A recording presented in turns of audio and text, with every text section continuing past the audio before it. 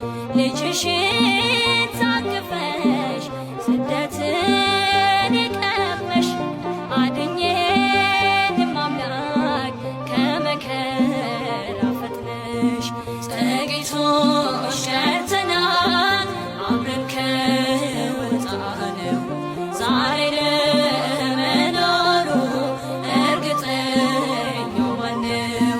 ድንግል ሆይ መልሽኝ ወደ አስራትሽ በእናታችን እቅፍ ጾማችን እንደር ልጅሽን ታቅፈሽ ስደትን የቀመሽ አድኜንም አምላክ ከመከራ ፈጥነሽ ዘግይቶሽ ሸርተናል አብረን ከወጣነው ዛሬ ለመኖሩ እርግጠኛው ማነው?